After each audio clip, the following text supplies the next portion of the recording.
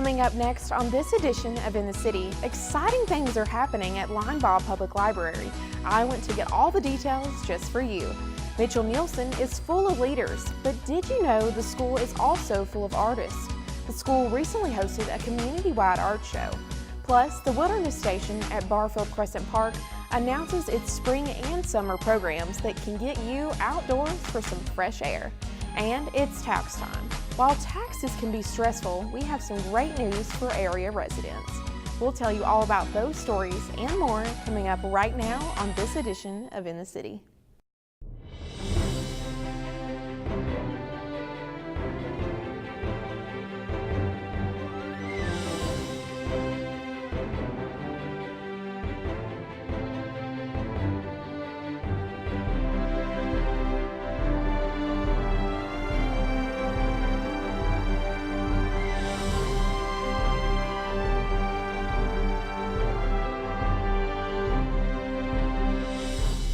Welcome to another edition of In the City, your source for what's happening right here in the city of Murfreesboro. I'm Cecilia Herrell. Linebaugh Public Library has a lot more to offer than just books. I went to check out new additions and renovations happening right now at the library. Linebaugh Public Library is a popular place for Murfreesboro residents. Did you know the library serves over 2,000 people each day? And a total of 250,000 per year. The library serves the public in many ways. Last year, over 136,000 people used the public computers. 29,000 attended Linebaugh programs. And 700,000 items were checked out. With so many people visiting the library, Linebaugh is now receiving much-needed renovations and adding new features to better serve the community. These changes are a part of the 2014 Community-Initiated Strategic Plan to make the library a warm and welcoming place. The second-floor restrooms are currently receiving much-needed renovations for the first time in 25 years. The first-floor restrooms will be renovated next in April. The reading room will soon have new floors and fresh paint. Flexible meeting spaces and a new driver's license renewal kiosk have been added to the second floor. The Linebaugh boardroom has also received some much-needed updates. The community now has the ability to reserve this private meeting room. The room features plenty of seating, movable meeting tables, a TV with HDMI hookup, a projector, and a dry erase board. Renovations are expected to be completed in the next 2 months. If you want to learn more about Linebaugh Public Library, donate, or reserve a meeting space, please visit linebaugh.org. Reporting for CityTV, I'm Cecilia Herrell.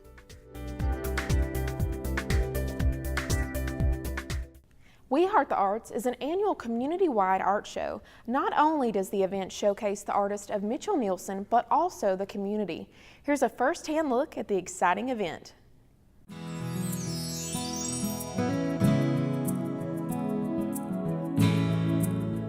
We Heart the Arts is an annual event at Mitchell Neilson schools that highlights the artwork of students as well as local community artists. This community-wide event features artwork from each of Mitchell Neilson's 788 kindergarten through 6th grade students, as well as pieces from the Murfreesboro Art League and the Inspired Artist of Murfreesboro. We have our own music teacher, Mr. Alvarado, that's playing jazz in the hallway, as well as our own 4th grade teacher, Ms. Flesher, that's telling stories. This event allows students to connect what they have been learning in the classroom to the community around them. The kids are able to see what kind of art, is in our community and what community artists do. So it kind of branches our community with our school. Students are able to experience hands-on activities such as creating artwork, racing through the Heart Maze, playing games, and displaying their very own artwork. It's just overall a really great opportunity for kids to see visual arts in our community. It is an opportunity for students to gain an appreciation for the arts as well as to shine as an artist. For more information on Murfreesboro City Schools, you can visit cityschools.net. Reporting for CityTV, I'm Cecilia Herrell. If getting outside and enjoying the great outdoors is on your list this spring and summer, the Wilderness Station rolls out its upcoming outdoor programs. Our mission here is to get people outside, and it doesn't matter their age, it doesn't matter if they're an infant in a stroller or a senior. We want people outside enjoying the great outdoors, and that looks a lot different for different people depending on age and skill level and what they're interested in.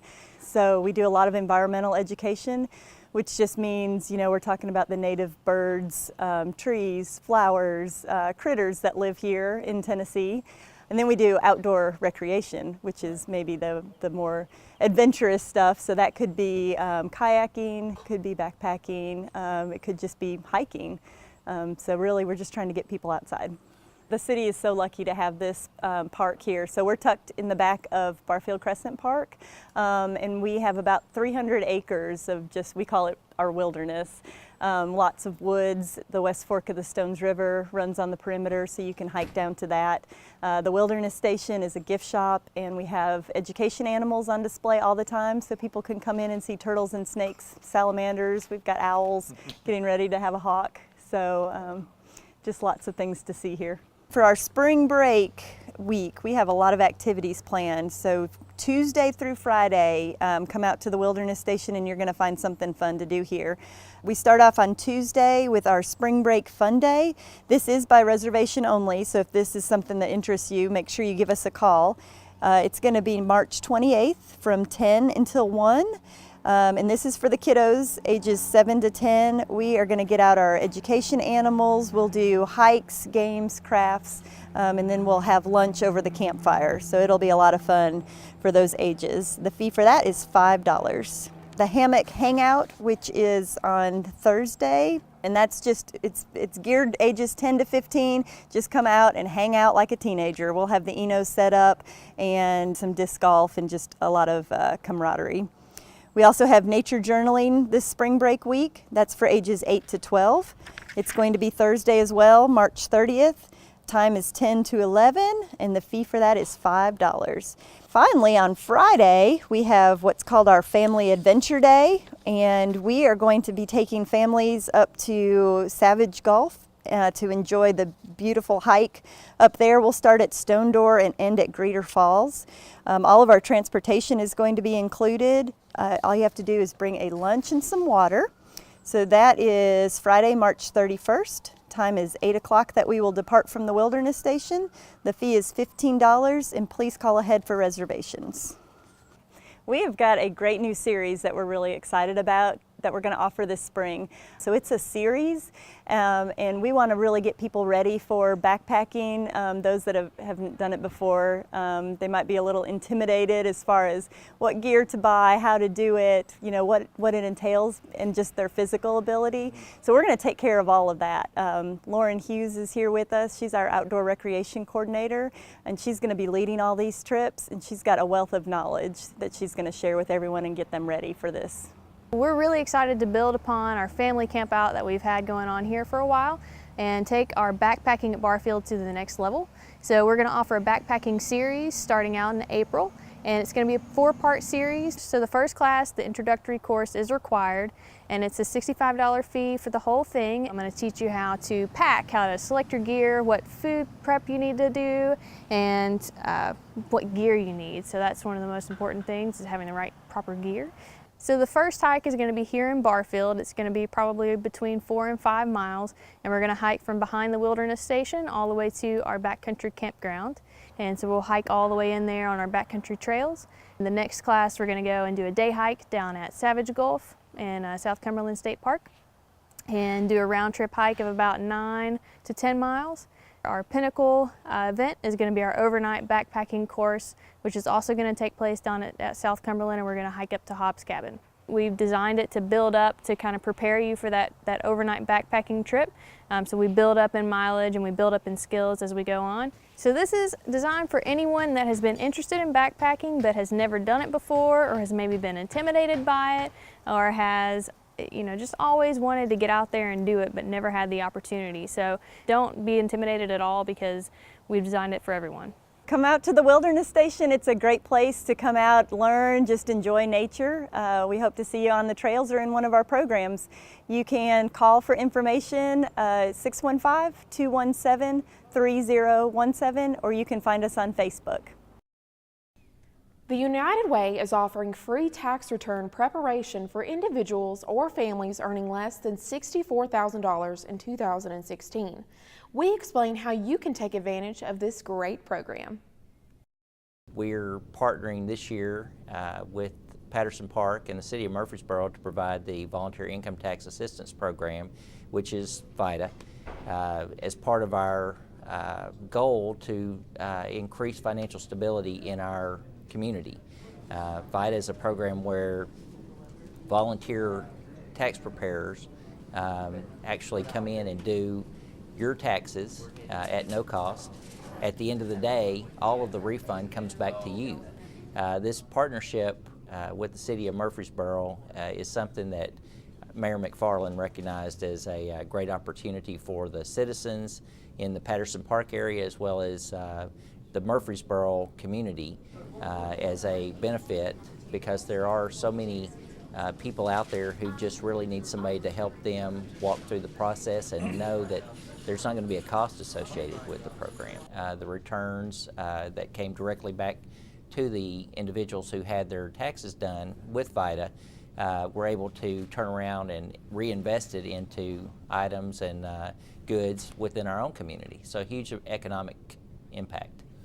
Members of our community who are making less than $64,000 a year for their household are eligible to come in and sit down with a VITA volunteer tax preparer. So they're going to probably spend about an hour or less actually in the chair with a tax preparer. There is a checklist of items to bring on the website. It is www.yourlocalvita.org. It has the locations, the dates and times of availability, as well as it also has a checklist of the items that you need to bring. Once you call and you talk to somebody or you're called back, they will try to walk you through that checklist and make sure you have everything you need. But the goal is to minimize the time that someone actually sits in the chair having their taxes done. For questions about the Volunteer Income Assistance Program, please call United Way's help number 211 or visit their website www.yourlocalvita.org. Emergencies happen every day, and we want our first responders to be prepared. We explain what the Murfreesboro Fire and Rescue Department is doing to make sure you are taken care of. Nobody ever wants to call 911. When you or a loved one is in need of immediate medical attention, seconds can feel like minutes. Murfreesboro Fire and Rescue responded to about 12,000 calls last year, with a large majority of them being medical calls, medical emergencies from people. So making sure our personnel can handle any emergency is really critical. Motlow State Community College and Murfreesboro Fire and Rescue Department have partnered together to increase medical training for firefighters in Murfreesboro. 23 of our personnel from Murfreesboro Fire Rescue are upgrading from emergency medical responder, which is a certification level with the state, to emergency medical technician, which is a licensure level with the state. This group will go on and complete an advanced emergency medical technician class this fall. The course was held at Bradley Academy Museum in partnership with Murfreesboro Parks and Recreation. Motlow State designed an accelerated emergency medical technician course that takes place over 6 weeks instead of the standard 15-week college semester. All students are current Murfreesboro Fire and Rescue staff. Students received training on how to perform a basic patient assessment, how to assess and treat life-threatening traumatic injuries, how to assist with emergency childbirth outside of a hospital, how to assess and treat medical emergencies. This includes diabetic emergencies and chest pain. There are 30 specific skills that each student must demonstrate successfully during the final skills test. All successful students will be licensed as a Tennessee State Emergency Medical Technician and will receive the National Registered Emergency Medical Technician license. I think it's just important to know for the citizens of Murfreesboro that you have a fire department that's committed, as well as a community college that's committed to assist them in EMS education, and one that's going to help bring the best education possible to the citizens of Murfreesboro, as well as to the firefighters here protecting them. The instructors for the course have over 40 years combined experience teaching the material, and were selected to instruct the course based on their experience in a fire department-based delivery of emergency medical services to the public. Murfreesboro is moving to the advanced life support, which is going to elevate the type of training that we're doing with them, as well as the treatment that they're going to be doing on scene. And it's the highest form of treatment that is available, and I think it's going to be extremely beneficial for the citizens of Murfreesboro to be able to have that advanced training. Upon successful completion of the EMT course, the MFRD staff will bring additional knowledge to the City of Murfreesboro, which will provide improved first response to the citizens and visitors of Murfreesboro. Reporting for CityTV, I'm Cecilia Herrell.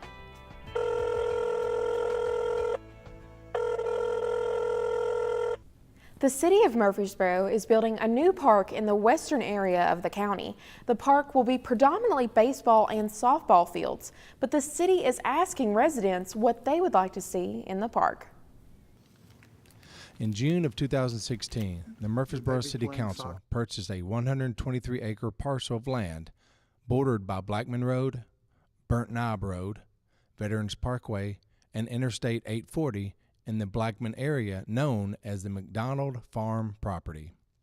This is the area that the city is planning to build West Park, predominantly baseball and softball fields.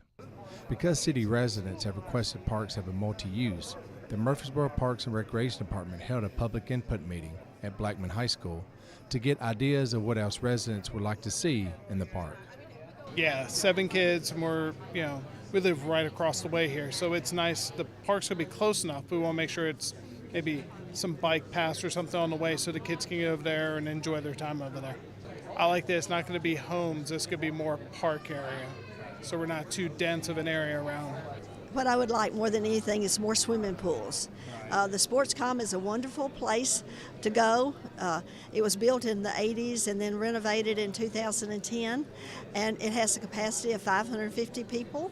We have 310,000 plus people in Rutherford County, so there's no way that enough people could be able to go swimming. They said they're looking at another parcel of land that would have a swimming pool area that would be perfect for a swimming pool. So they know that that's a need here in Rutherford County, and they're working toward that. Obviously, having a younger daughter, playground space is nice to let them work out some energy, and we're both runners, and there's not any trails really on this side, especially on the northern side of the interstate. I think just overall green space is nice, instead of always having to fill the space up with something. I also lean towards the event space because it's really unique. And if they do it similar to the picture, if it's green space, kind of like a Sin Theater is too downtown in Nashville, if they keep it green space with lawn chair seating, then it can still be used for open green space as well, so it's dual use. With its visibility from 840, it needs to be especially a really nice park because people from out of state and across the country are going to be driving by it, and it needs to be something that looks nice enough to be a draw. What we're looking for is different amenities that people want to see included on top of athletic fields. So we know we have a need for softball and baseball and some multi-purpose fields, and that takes up a lot of space. But it does lend itself to some other areas of the park where we can have some opportunities for like a splash pad of some sort, walking trails, playgrounds, pavilions, and that type of thing. So that's now what we're here doing is listening to people, letting them prioritize what they'd like to see. And a lot of the people that are coming are people within walking distance. So it would mean a lot to them to have a park so close and seeing what they'd like to see there. For us, that's our priority, is to engage the community, especially around that community, and to really assess the needs. We've done an internal needs assessment, and we also wanted to see what everybody else wants, what's the cutting-edge thing that they'd like to see. So it's a fun process to go through, and we look forward to the end result of providing just a great park for the community. Many of you have heard of Read to Succeed, but have you heard about the One Book Committee? Jennifer Joins explains how the community can take advantage of this great opportunity. Read to Succeed has a committee called the One Book Committee, Every year, this committee comes together reading and meeting to choose a book they think the community will enjoy. With the new year, there is also a new book, The Flight of Dreams. This book is written by a local Tennessee author, Ariel Lawhon. Read to Succeed has placed these books at local book sites, which are the same stops as the 2017 Coffee Marathon, City Cafe, The Artful Donut, Just Love Coffee Roasters, Simply Pure Sweets, Sportscom, The Wilderness Station, and Sylvan Park Restaurant. You can borrow the book. You can pick it up and read it and give it to a friend, or you can read it and bring it back for someone else to enjoy. The goal is to encourage the community to read and start a discussion about the book together. So next time you grab a fresh cup of coffee, why not grab a new book to go along with it? Reporting for CityTV, I'm Cecilia Herrell.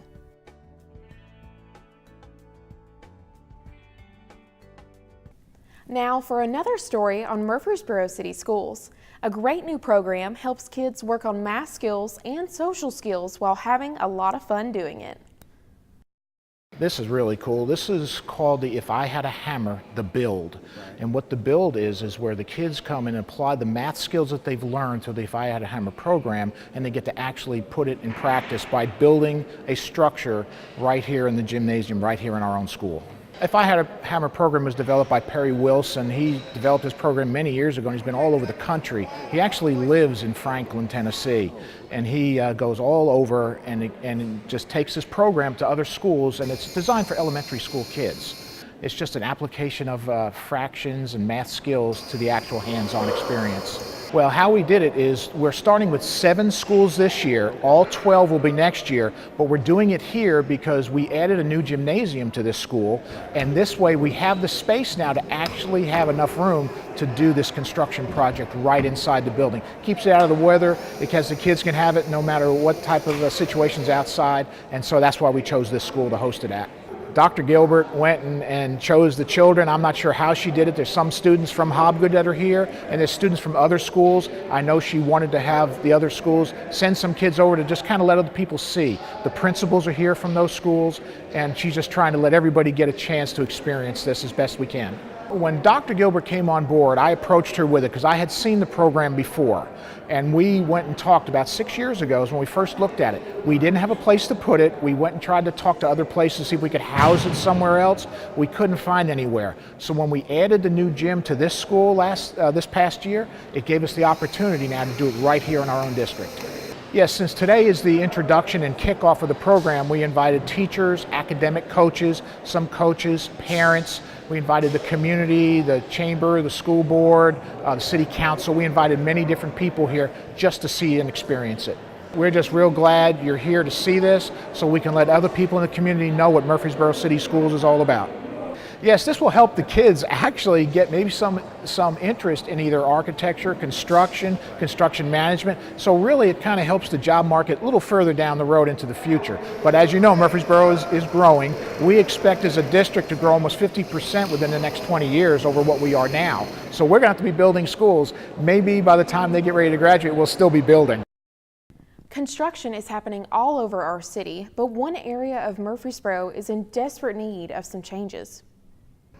Jones Boulevard will be receiving much-needed updates very soon. Design plans have been in the works for the past year to widen a portion of Jones Boulevard. This portion of the road is currently a narrow 2-lane street with no shoulder. We're excited about it. It's a project that I've wanted to get some sidewalk and some pedestrian connectivity in for a while. The goal is to make the area more pedestrian friendly, especially for the children who walk to school or to the Boys and Girls Club. I think it's important because we currently have children walking to and from the Boys and Girls Club between Mitchell and Neilson, and those children are just in the roadway.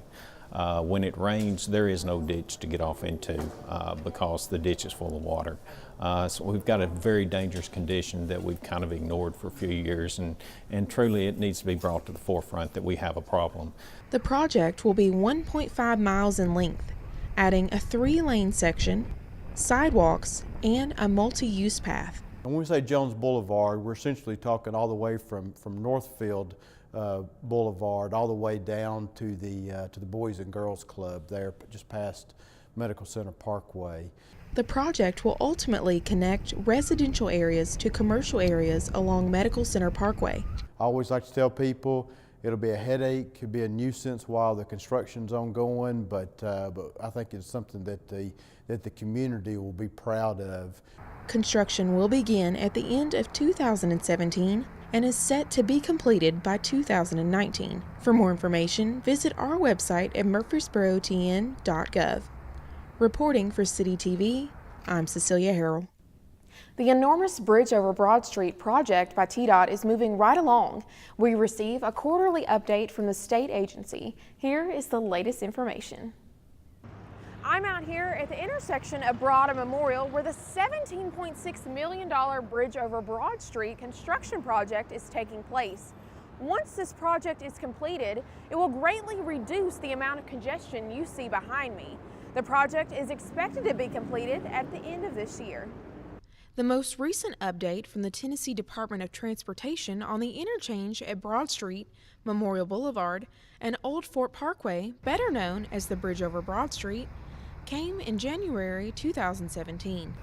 The biggest change in the last quarter of 2016 was the shifting of westbound traffic on Old Fort Parkway to the northwest ramp. In addition to the traffic shift, concrete for bridge footings and columns have been placed on the Old Fort Parkway side of the interchange. Also, concrete work was completed on all 10 of the retaining walls. Work still remains on the interior of the walls. Going forward, in 2017, work has been started on the western abutments, which are structures built to support the ends of the bridges for the new overpass. On Broad Street, crews will be widening the left side of the road. On Memorial Boulevard, they will be adding storm drainage, footings, and columns to the bridge. Two key points to know. Portions of Broadmoor Boulevard will be closed until further notice. Traffic on Broad Street will remain reduced from 7 to 5 lanes from West Main Street to Ridgely Road. To get up-to-date traffic information on the Bridge over Broad project, log on to the TDOT SmartWay website at www.tnsmartway.com/traffic. If you have any questions about the project, contact Catherine Schult, the Community Relations Officer, at 615-350-4302. As always, motorists are urged to use caution, reduce speed, and be alert to the changing road conditions in the construction zone. Reporting for CityTV, I'm Cecilia Herrell. Well, that's it for this edition of In the City. As always, for more information about the City of Murfreesboro, you can always visit our website at murfreesborotn.gov. And if you want to see one of the stories that you've seen today, or catch up on some of the latest city news, you can always visit the City of Murfreesboro's YouTube channel. I'm Cecilia Herrell, and until next time, we look forward to seeing you in the city.